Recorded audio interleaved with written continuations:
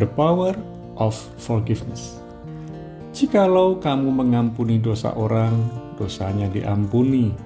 Dan jikalau kamu menyatakan dosa orang tetap ada, dosanya tetap ada. Yohanes 20 ayat 23. Hal pengampunan dan mengampuni mudah dikatakan namun sulit untuk dilakukan. Kita membutuhkan komitmen yang kuat untuk dapat mengampuni dan hidup dalam kuasa pengampunan. Hidup dalam kuasa pengampunan adalah pilihan dan keputusan yang harus dilakukan setiap hari. Apa yang dapat kita pelajari dari the power of forgiveness? Apa yang dapat kita praktekkan dari the power of forgiveness? Yang pertama, kunci pengampunan. Pengampunan berasal dari Tuhan. Pengampunan sejati berasal dari Tuhan. Pengampunan bukan sebuah teori, namun merupakan pilihan dan keputusan yang benar di hadapan Tuhan dan manusia. Kita dapat mengampuni karena kita sudah diampuni oleh Tuhan terlebih dahulu. Orang yang dapat mengampuni adalah orang yang mengenal hati Tuhan. Kita harus belajar mengampuni diri kita sendiri dan orang lain. Kunci pengampunan ada pada diri kita. Hiduplah berdamai dengan semua orang. Roma 12 ayat 18. Selain berdamai diri sendiri, kita juga harus berdamai dengan semua orang.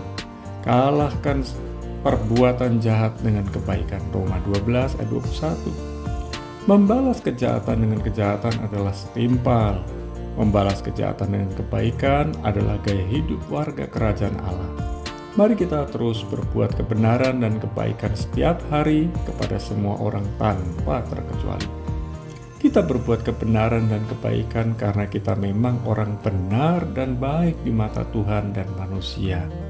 Maukah Anda berkomitmen melakukan kebenaran dan kebaikan kepada semua orang setiap hari? Yang kedua, kuasa pengampunan.